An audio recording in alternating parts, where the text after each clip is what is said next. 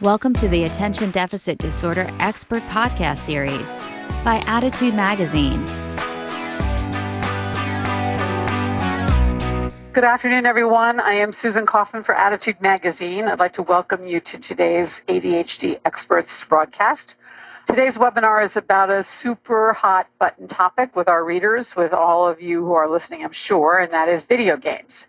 The good news is, as we've discussed in the past, that video games can teach problem-solving skills, they can teach critical thinking, and they can do a lot to generate team play. But in an ADHD world, they can also draw attention and time away from real people and real experiences in the real world.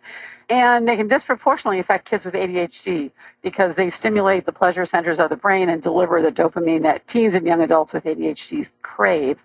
And I guess at their worst, video gaming and gaming can become a real addiction.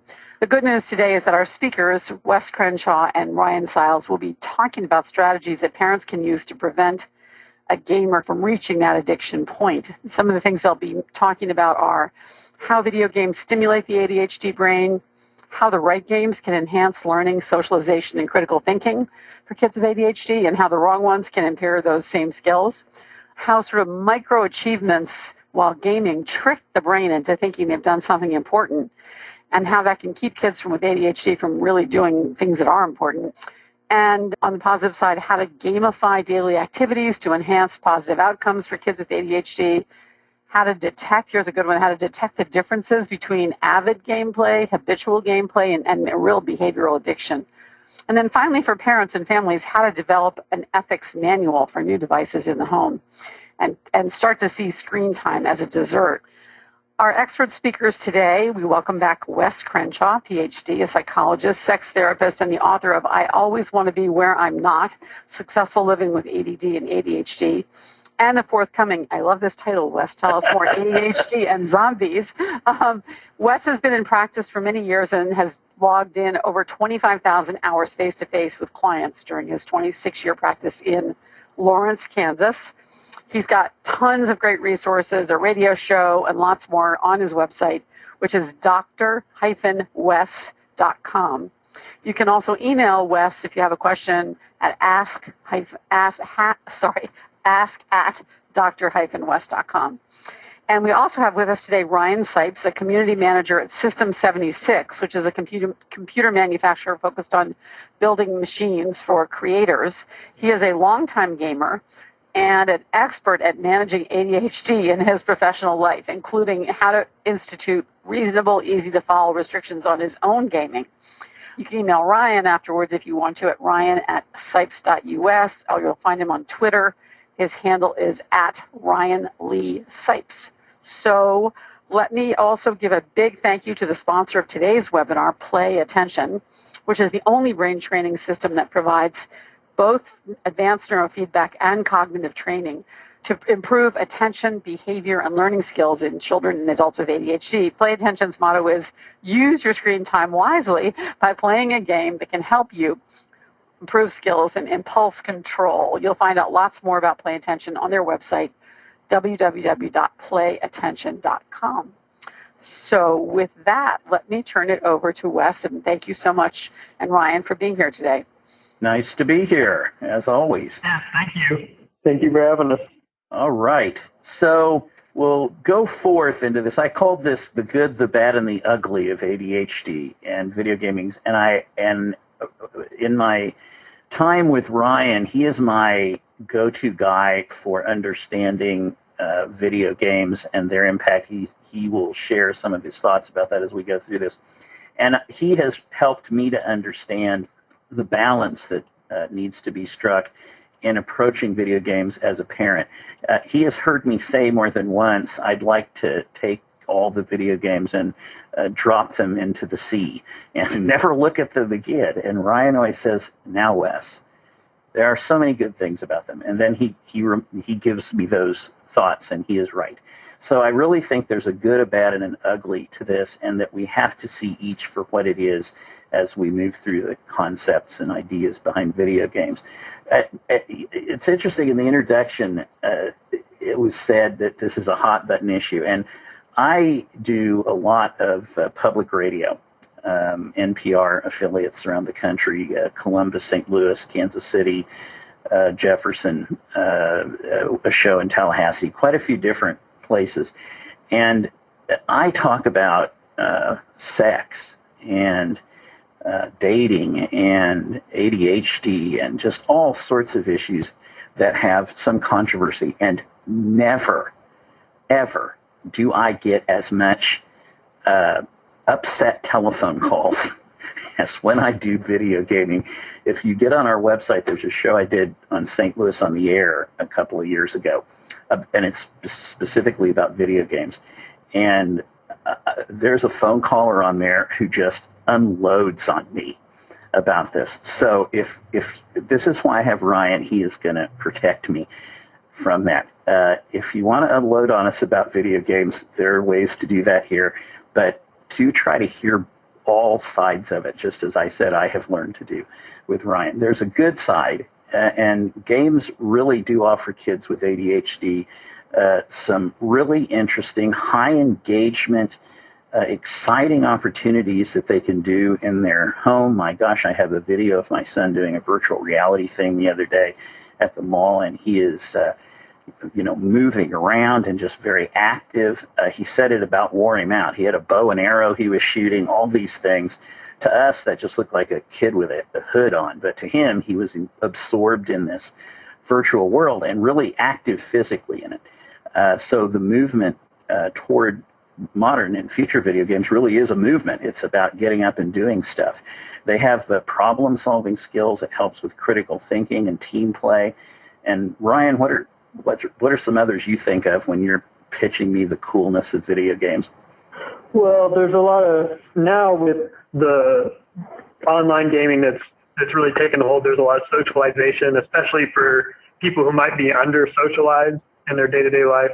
And that gives them kind of that need. It fulfills that need that they have. And then of course, there's problem-solving skills, which is really important. And there have been a few studies, and I think I shared them with you, about the studies that have been done around do video games help promote problem-solving skills? And the answer is yes. Of course, as you know, there are also big downsides, and it's about weighing those and finding balance. Yeah, and there's a reason why video games are both good and bad. And as I have in the bullet point, they're also bad because they so intensely connect to and stimulate the pleasure center of the brain that gaming really is just a very short step for kids who, especially those who have ADD, for kids and young adults to do that and nothing else. It is as if that world is enough for them. And I absolutely agree with Ryan on the social issues. People have traditionally thought of video games as this very isolating experience that you're just sort of alone with yourself. And today, I'm sure most listeners are aware, video games interchange with people, sometimes from all over the world. You get to know people you would never get to know.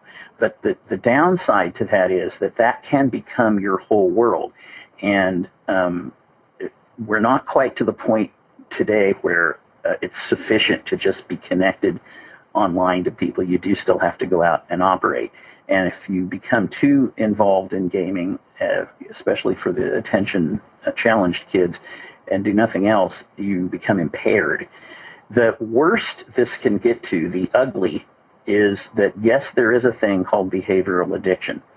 And to be very fair, I know people who are behaviorally addicted to playing golf.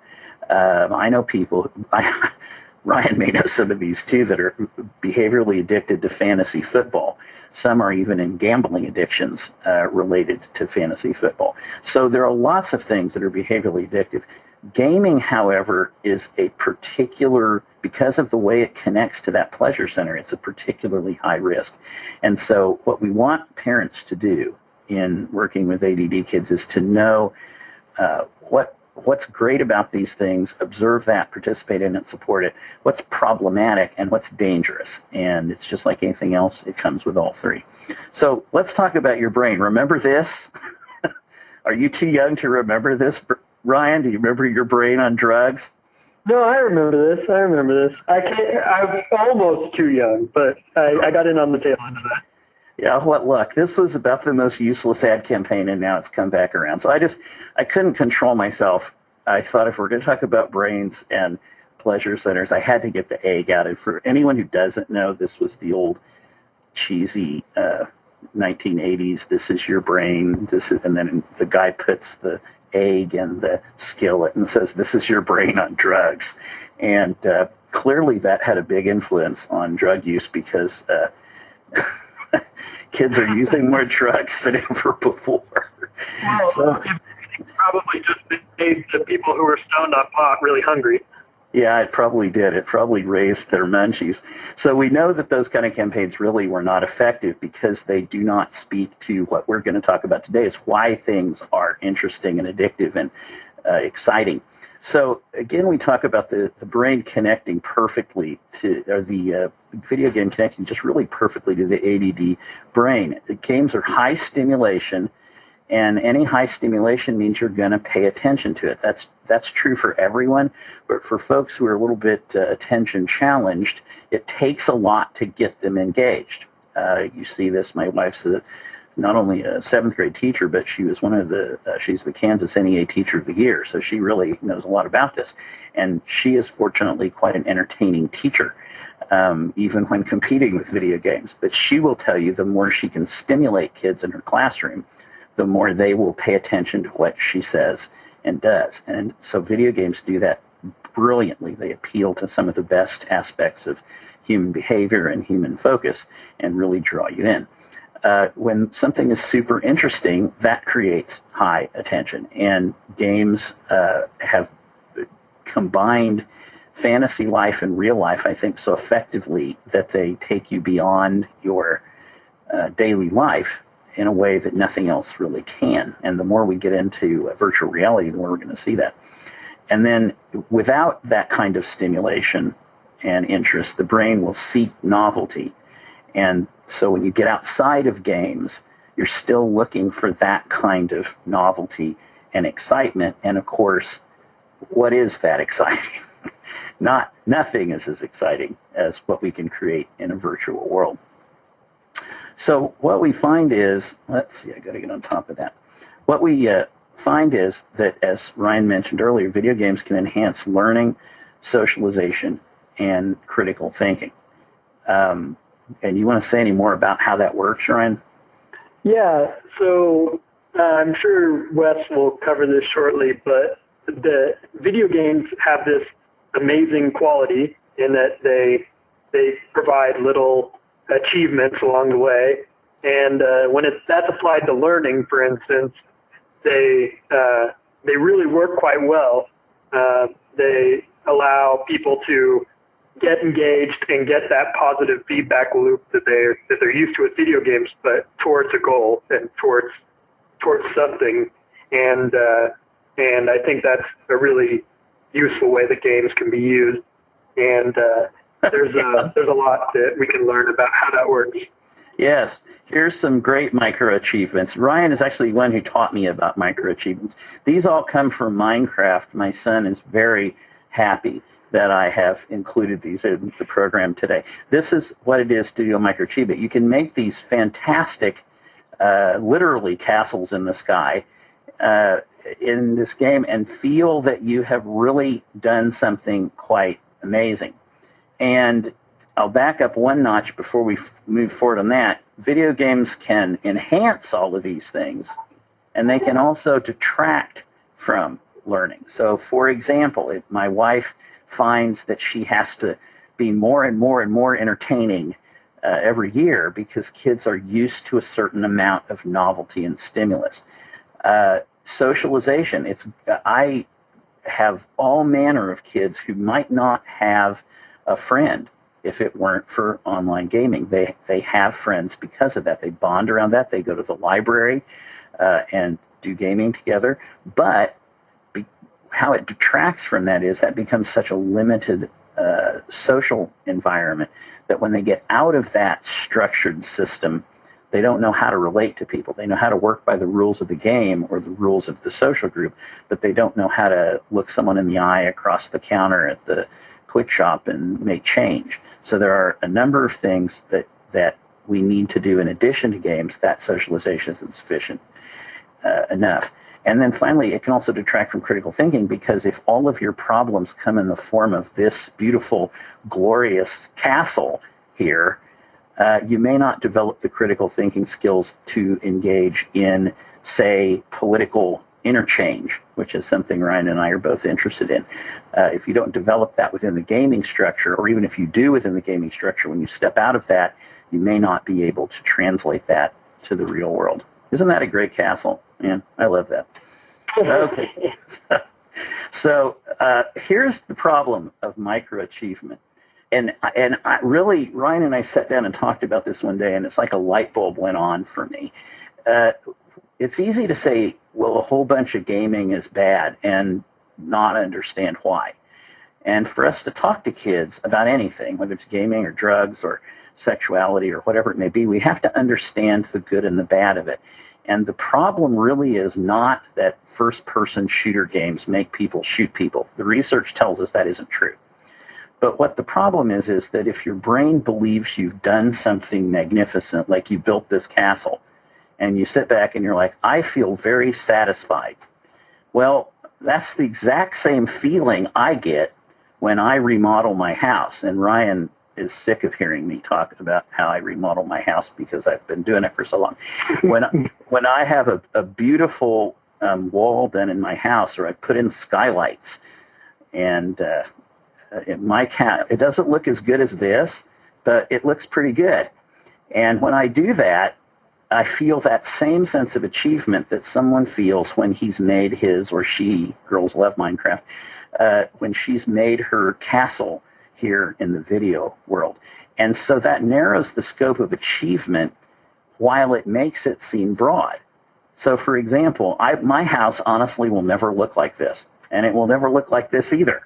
These are better houses than I live in. But my house happens to be a place I could actually go home to and take a shower. And so for kids in the real moment, they will get all of this same brain charge out of the online world, whether they're playing Call of Duty or Minecraft or League of Legends. Is that right? League of Legends, yeah. And yet they haven't actually done anything. And this can discourage ADD kids from actual IRL achievements. And for those of you who don't know, IRL means in real life. And that is where it becomes problematic. So why is that? Well, let's talk for a moment about a favorite topic of Ryan's. Tell us about gamification, Ryan, because I am fascinated by this, but I'm not as smart as you are about it.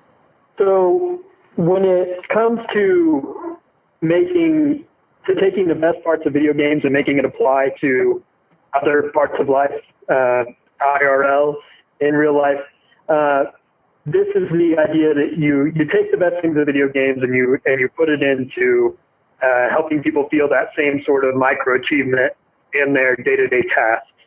And of course, this comes from games, and so games have nailed this down really great. It's that whole micro-achievement thing that Wes was talking about. Someone, saves the princess. Wow, I really feel like I did something fantastic. And there's even a lot of visual, it takes all this in senses. There's the visual, like flashing screen, there's fanfare, that makes a lot of gamers feel like, wow, I did something great, but that doesn't translate to the real world. Whereas, for instance, I've been using an application called Habitica, which you put in your daily habits, the things that you want to do, the things that you don't want to do, and you, for doing the correct things, so taking out the trash, washing the dishes, very mundane task maybe, or maybe turning in that project at work, then you get, all sorts of rewards and achievements. Whereas if I don't know, something bad, sleep on the couch instead of sleeping in my bed because I stayed up late watching TV, I get docked points for that. And that's really probably the best way we have right now to to provide some kind of reinforcement. Yeah, in the real world, especially for a generation that is used to these micro achievements, and gamification is being used in applications of phone apps and things like that in order to also reinforce maybe bad habits, or what you might imagine to be bad habits. So spending a lot of time on Snapchat, which can be used for good things, but you get all sorts of positive feedback when you're on these other things that may not be games, but they're maybe just as harmful towards someone's productivity or socialization with real people. And so the best way to combat this is to maybe not focus less on what games are doing that's bad and more on what they've tapped into and what they're doing good, and then take those lessons that they've learned and apply them for good, for getting people engaged in doing things. Ryan, can I just jump in? Can you repeat the name of the app? We didn't get it that you used. It's Habitica. It's Habit and then ICA on the end. Habitica. Okay. Yeah, I knew you were going to want to hear that, because I think it actually has a lot of application for ADD folks. Yes. Okay. Yeah. And is that a free app? Yes, it's free and open source, which people may not be familiar with, but it means that educators and organizations can actually take the program and adjust it to their own use cases. Wow. Okay.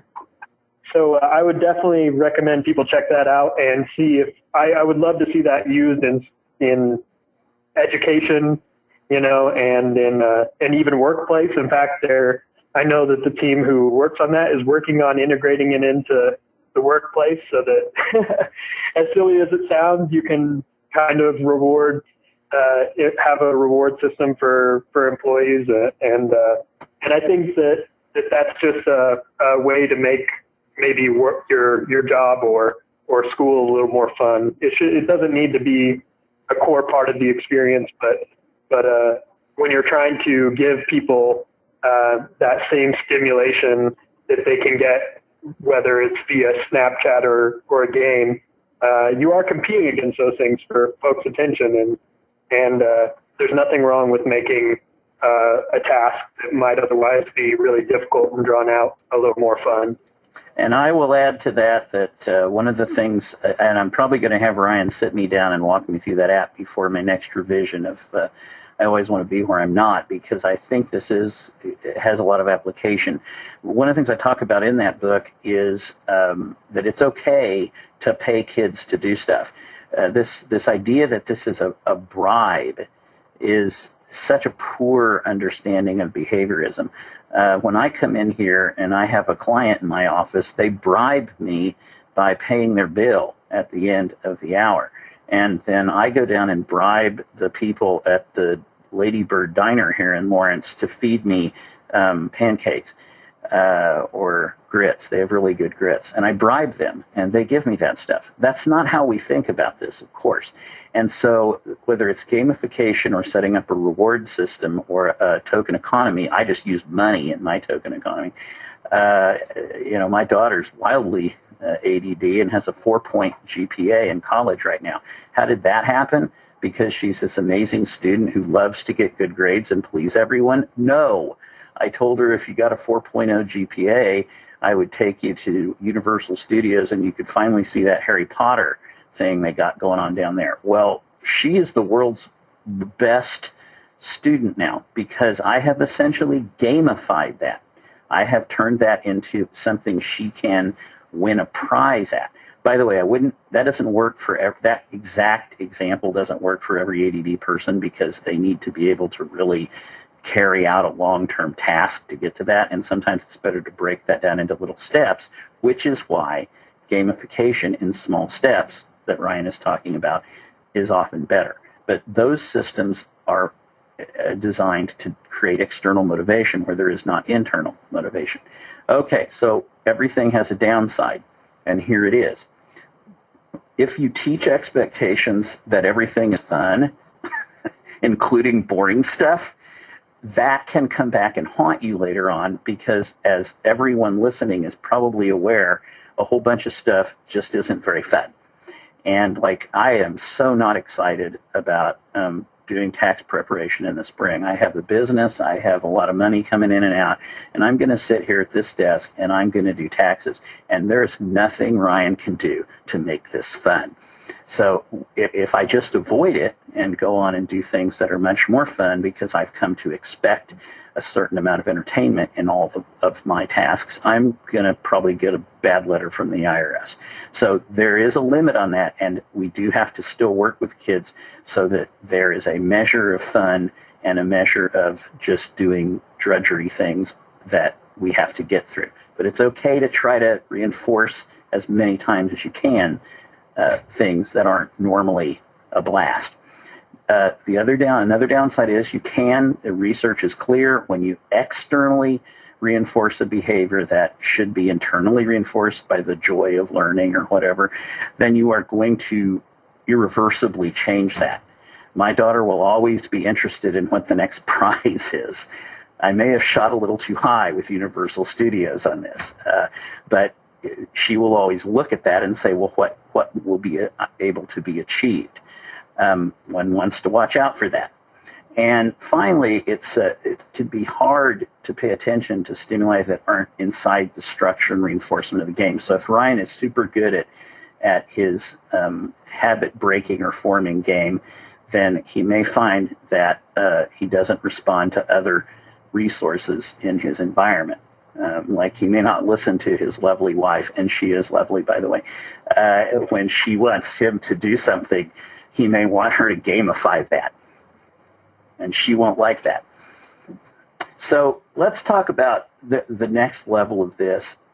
Often I get people in here who say, my child is addicted to video games. There's some things that you have to do to be addicted to stuff. And we want to use those terms carefully. Behavioral addiction requires you to not be able to stop doing whatever it is, in this case, playing games. And that has to have a negative impact on your daily life.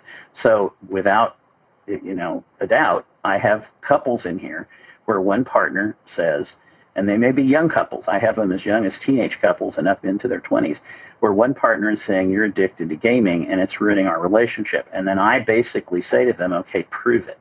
And they will give me examples, lost a job or spent all our money on credits or whatever it may be. And that begins to lean towards a behavioral addiction. Now, about 100% of the time, the person, the gamer in this case, says, no, I don't have that problem. And we need to remember that almost by definition, the person who's really addicted denies that they're an addict.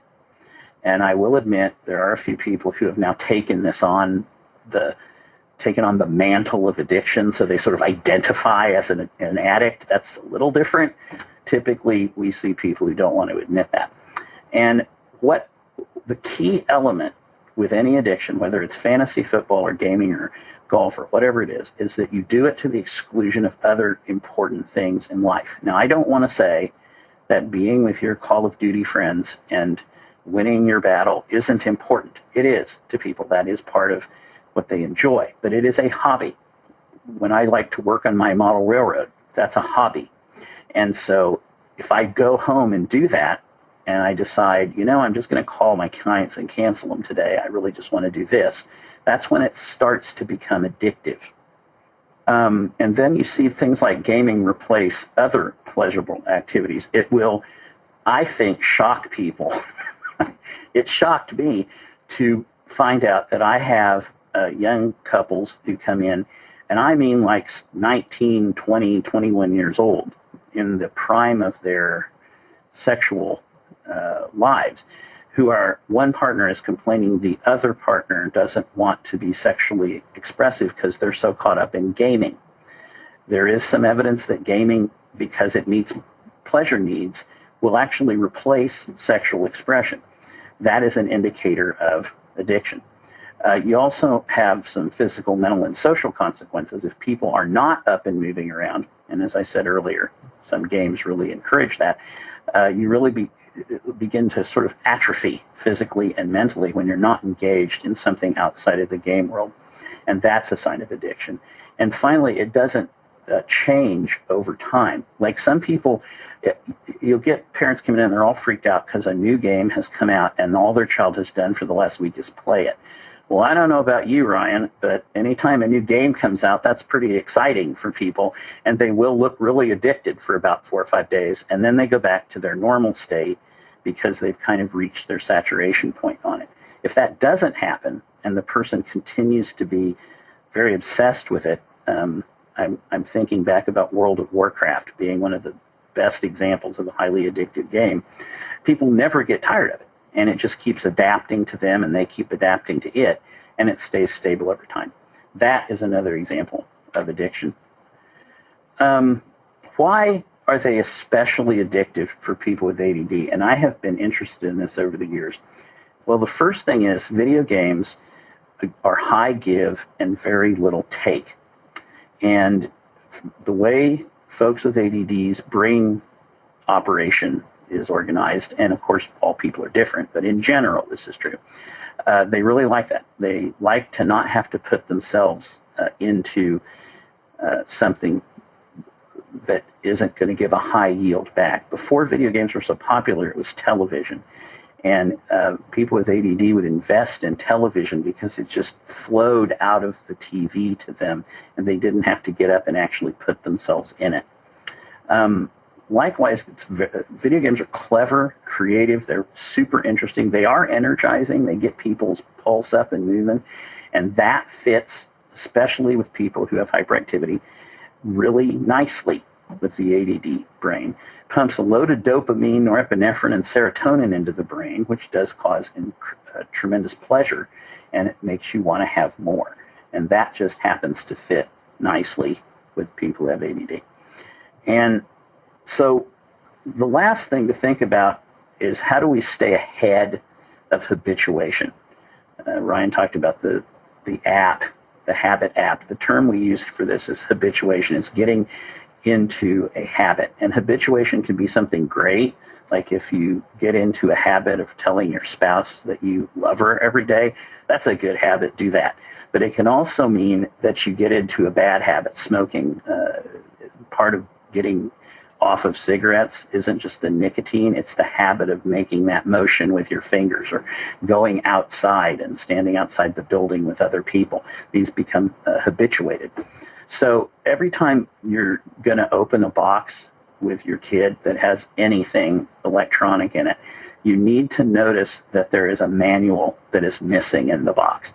There is a manual for how to put batteries in it, and there's a manual usually written by someone whose English is not particularly good. And it usually says, please to have you insert this into that. That's great. Read that manual if you can. But you'll notice the manual that's missing is the ethics manual. Nobody teaches your child how to use these devices in an ethical manner, how not to overuse them, how to use them to hurt others. Nobody teaches you that. Guess what? That's your job. And for parents, this is a surprisingly infrequent experience that actually happens. So the next thing is so you have to sit down and really talk about how is this going to be used and set time limits. A lot of people don't even realize that you can set time limits on phones, iPads, internet connections. Set them so they're not running all night. Do this at the beginning. If your child's 9 or 10 years old when you start some of these things out, or 5 or 6, that's the time to talk about limits, talk about ethical usage. One of the things, there used to be this thing with television that people would talk about it as the electric babysitter.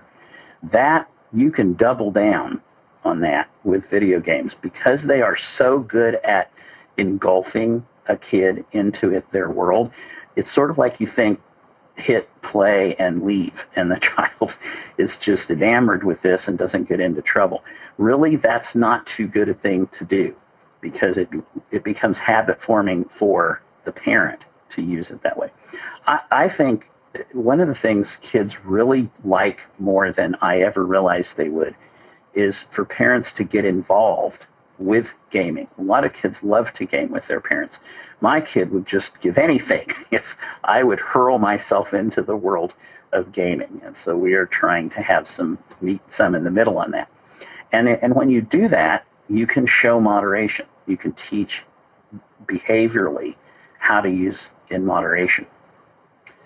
And finally, I like this idea that you, from day one, when you get it out of the box, you talk about any pleasurable activity as a kind of dessert, that you eat dessert after you have eaten a nutritious meal. And you make decisions. If you're going to have a sugary pop, which is not a good idea, but if you're going to have that, then you don't have a dessert also in the same meal. You're going to make some choices about how you use your time or use your calories, whichever one you want to think about. And so I always talk about that. It's not the nutritious part of the meal. It's the fun part. It's the tasty part. As I said earlier, a minute ago, know how to shut things down. I absolutely know, I've been in it with families, that trying to shut off someone's phone when you never talked about its shut down-ableness at the beginning in the ethics manual conversation is like some type of a declaration of nuclear war. Kids don't like that very much. And so you have to really talk about that up front and talk about how this is the time of day for gaming. We know from the research that needs to not be within an hour before bed. There are several reasons for that.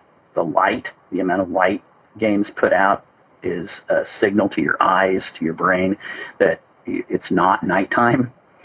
And secondly, I call it the Game of Thrones syndrome. That dumb Game of Thrones is the worst show for me to watch before I go to bed. And I seriously will schedule to watch that show so it is never ends before about an hour before bed, because my adrenaline will just be pumping and I don't know whose head is going to get cut off or whatever. And it's just, I get upset because it's a character that I liked. Don't do it. Same thing with video games. You get such an exciting experience from that your brain will not shut off. And kids want to game right up till the part where they fall over in bed and pass out. Then their brain just keeps right on running. And so these are the sorts of things you want to set up. And finally, teens, you want to remind teens that you own the gaming consoles until they're out on their own. Yes, they go out and buy them. My kids have to buy their own consoles and games and things, but that doesn't mean they just own them and therefore they are free to operate. A big difference that Ryan's generation has little recollection of is my generation. When we played video games, we had this thing called quarters, and we had to put them in the machine to make it work, and that was an inherent limit on how much we could game. That's all gone now, and so parents may have to put in enforcements to limit gaming time, and kids will again have a kind of a war-like stance in response to that. And it's important having that ethics manual to remind everybody that parents are in this world to regulate behavior, whether kids like it or not. And I promise you, when it comes to video games, they will not like it very much. So that is the conclusion of our formal time, and we are happy to take calls. You can see radio popping out on me. Thank you. Thanks so much, Wes and Ryan. Yeah. I think one of the big topics that I'm seeing in the questions that are posted is that while people listening in totally get that it might have been a good idea to have set up this rule, these ethics rules at the outset, many of them find themselves now with kids who are already, quote, habituated. And are having a really hard time managing the transition off video games, the time spent on video games, seeing a lot of really angry and aggressive behavior Do you have any thoughts for parents? I guess these would be, as I'm looking at these questions, many of these are young teens or up to 16-year-olds. Yeah. So I'm gonna answer, and then I'm gonna be curious what Ryan's thoughts are, because Ryan is one of those guys who is a special gift to us because he has self-regulating powers, and maybe he can just rain them down upon us. That would be great.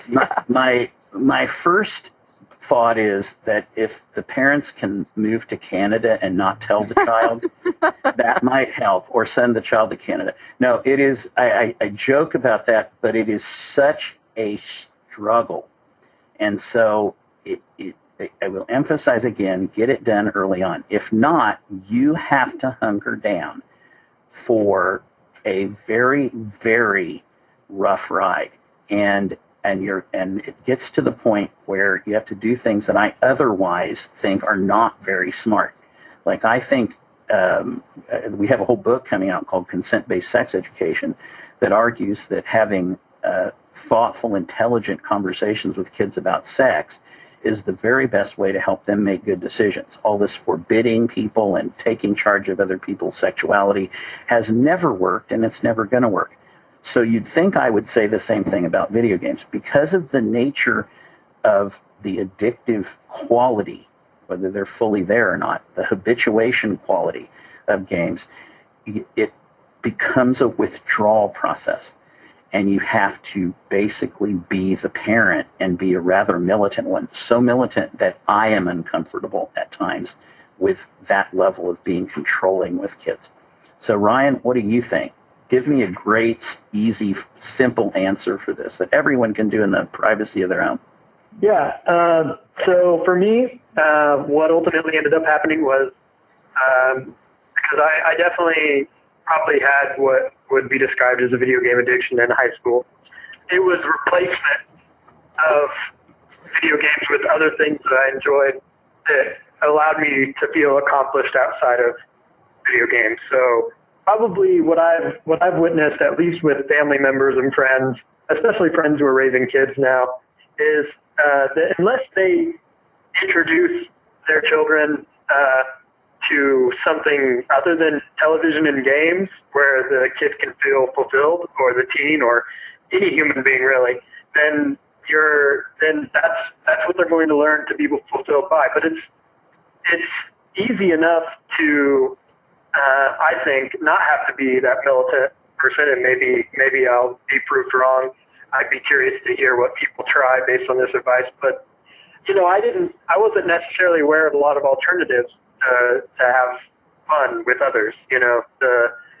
So for instance, like taking someone out to some kind of social event where there are people who have the same interests. For instance, like if your kids are interested in comic books, taking them to a comic book store. Yes, comic books can be escapism too, but at the same time, they're socializing, they're outside of their comfort zone maybe, and they begin to find ways in which to feel fulfilled outside of the screen. Or, another one that I've seen a lot of kids really get into is going out to the local library or city center community center in order to do things like learn to make video games. A great example. It may seem counterintuitive because it's like, oh wait, now they're going to spend even more time on video games, but what they're learning is that's still giving them that good positive feedback, and it's something that they're interested in, but it opens their horizons a lot more, and it also teaches them a skill that is applicable outside of just that virtual world. It's applicable to possible career paths, and that's the one that my brother-in-law, but he's very young. He's really, really a lot like me in that he's super into video games. And so what I've been doing is trying to introduce him to programming video games, programming robots, things that are still engaging, in that same digital sense, but they're outside of just content consumption. And I think that's a really positive way to do that. And if parents can try to draw a line between parents and teachers can try to draw a line between that, what they're playing video games, and the creation side. I think that is an easy way to broaden their horizons and get them outside of their comfort zone. Yeah, I love those ideas. And I would also say things like laser tag, hunting. I mean, like, we're in Kansas, real life hunting. People do a lot of that. Camping, things that are doing activities, I think are really handy for that. Right. Yeah. I mean, yeah. It does seem from what you're saying that the challenge for parents is, there's homework hour and then there's video game, and sort of how in the structure of that day can you introduce your child to other activities. I'm sure it's challenging. It takes a lot of parental involvement, and it takes both the militancy and the invitation. If a parent says, let's go play laser tag, which I did in fact do last week, many kids are going to be excited about that. Now, it may be weird for them at first, and it may have to force them to break concentration on something they want to do, but it's going to be a process, and as I said, it's going to be a tough one. But the more high interest activities you can find to do, I don't know, rock climbing, something that's got some adrenaline going to it, that's your best shot. Mm-hmm. Makes sense, right? Yes, Brenda says, as we limit gaming, are we, the parents, supposed to come up with these replacement activities, or should an 11-year-old be challenged to be creative? I think what you're saying is, yeah, as parents, we need to get our children involved in other activities. Yeah, I think there's some leading involved, some examples, there's some pushing involved. I've had more than one kid who was all upset because their parent made them go out for debate, and I would sit there and think, oh, this is going to end badly. You're making somebody do something that is really kind of an interest area. And sure enough, the kid thinks debate is the best thing on the face of the earth. Wow. After a few weeks. It's no one more surprised than me. So sometimes there's some leading, sometimes there's some pushing, but there has to be, to begin with, this kids are not self-regulating. I think one of the and that is double down on that for the ADD kids. They're not self-regulating. And we do some things in this society that assume kids are going to be able to do things their brains are not designed to do. And so we have to take responsibility for them.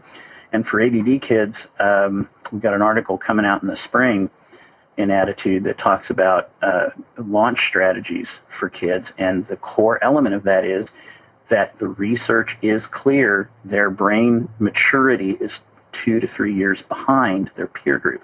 So that means you have to be doing those kind of things, not enabling, but supporting them to mature longer than what you might feel comfortable doing otherwise.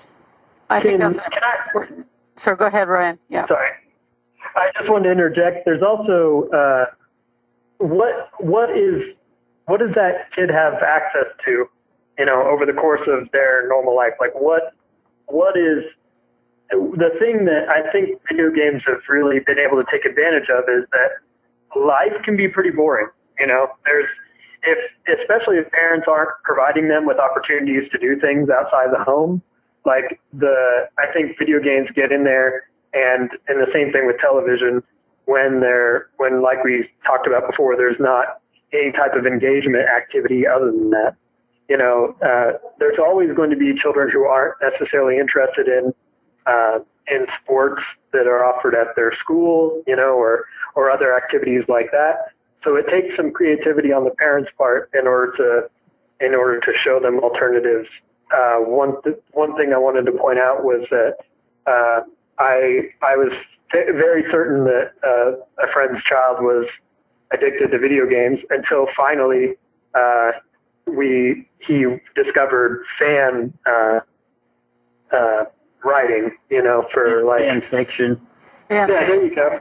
And once he discovered that, he had another outlet, that he didn't know existed before, and he got really into that. And so now he writes things that aren't fan fiction, but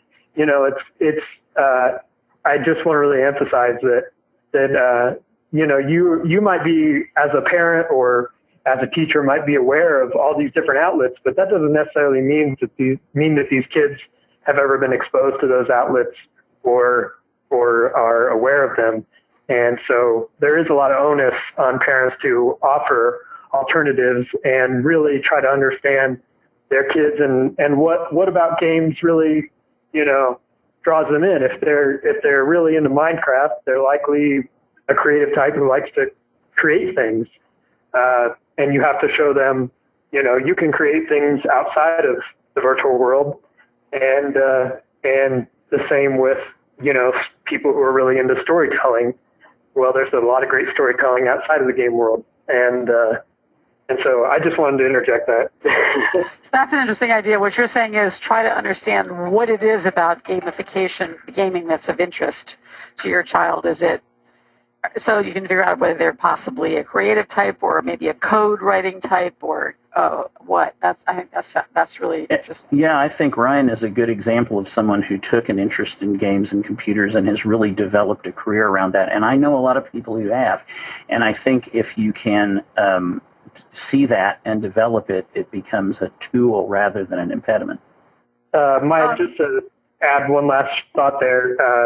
My father started to show me that video game consoles were computers, and that really helped me to make the jump in my mind from this is just a device that I play things on to, oh wow, this is a piece of tech, and maybe I could make something like this or do something like this. So yeah, Wes was absolutely right there. Sorry. So FM, whoever, that's a listener, said, what do you think about code.org? Would that be, what is code.org? That sounds like something you would know about, Ryan. Right. Yeah, code.org is a website that allows kids to, or really anybody to get introduced to writing computer applications and websites and stuff. There's lots and lots and lots of resources like that, and I can probably provide a list afterwards of things that we've used in our local maker spaces and at libraries to get people involved in creating things. And I think that stuff like that is really interesting. And there's so many resources now, and a lot of gamification in those things that can be great to take that interest and redirect it towards something creative. Right. Okay. Well, and I can give a quick example of how we're doing that in my home. My son really likes Minecraft, and he has discovered the business model of doing these online games and making money from posting them on YouTube. And I know this is a real thing because a physician friend of mine has a son who at 14 was making six figures a year playing Minecraft online. And I'm not joking. And that's a whole other ballgame. And so I've told my son, if you want to develop a business model around that, then I will support that. But I want to see certain benchmarks that you're going to be doing. And one of them he has to do is make a video over the holidays of my cat, my office cat, as she's going to play the role of the therapist, and he's going to video her and him playing the role of the client. And so then I'll teach him how to use Premiere Pro and how to edit the video. And that's his first foray into developing this capacity to do these Minecraft videos. So that's a way to take the gaming, and I'm actually de-gamifying it. If you think about it, I'm taking it out of gaming and building it into a tool that he can use to develop business skills and performance skills and things like that. That's interesting. Someone else notes here that radio-controlled industry is an interesting alternative to gaming. It's much more accessible now that tech and drones are coming back to realistic prices. So I guess. Yeah, you guys those are really helpful suggestions in terms of determining what your child's strengths are and trying to turn them into some direction. So. Yeah, and I would just put the asterisk back on the point that we do have to always remind kids. I do this every week in my office, sometimes rather loudly. Not everything is fun. And we want to have fun. We want fun to be a part of our lives. By all means, if you can get a job that's fun. I think Ryan is addicted to fun jobs because he always has a cool job. But that's great. You want to have your workplace to be as pleasing as it can be for you, but that we also realize there's a lot of hard work that goes into making that happen, and that we have to make a plan and take a step-by-step movement in that direction and that will in the end bring us more opportunities for fun. Okay, great. One last question. We're almost out of time. A couple of people's children love to watch videos about games. Right. And they're asking, does that have the same elements of addiction and the same problematic sort of effects as gaming itself? So that's exactly the model I was discussing with my son Alex. That I didn't know this was a thing until my physician friend told me about his son, and so I do not personally understand why that is so fun. My son has explained to me that the people who narrate the games as they play them are very entertaining. That they are stars in the middle school. There are certain ones, I'm sure Ryan knows the names of, that are very well known. The kids talk about them in the hall. Did you see so-and-so last night? He was doing this. And my son's goal, my son has figured out in his business, he's 13, he's figured out in his business plan that he's going to try to do two things differently. One of them is he's going to have a family-friendly platform, so there's not as much cussing, because a lot of the guys who narrate these things are foul-mouthed as the day is long. And the other thing he's going to do is try to work in some like educational things. His target is a new game called Totally Accurate Battle Simulator, and he thinks he can work in some real historic information there, and he thinks this will actually have parents who will want their kids to watch some of this, because he's going to make it cleaner and more educational. We'll see. I thought it was a good business model, and that. So I think the concern of the parents whose kids watch all these videos is they feel like the kids have the addiction, but they don't get any of the skills that might come from actually being creative or relating, and so it seems almost worse in their minds. I completely understand that. I think Alex, my son, would agree with you. And that's why he's been trying to think, if you're going to have this happen, how do you sell something that is valuable in the middle of it? Right. Because I think I think that is an excellent critique. You're not learning how to critically think if you're just watching somebody else. Now, I don't know if that's provable, but it's at least a reasonable concern. Yeah. Okay. Well, unfortunately, we're out of time. Here's someone who just points out that sometimes these videos give kids ideas for things that they then do create in Minecraft. But in any event, absolutely, Minecraft is great, because the thing I like the most about it is primarily a creative platform, and it's the reason girls like Minecraft so much more than other video games. They're creative folk.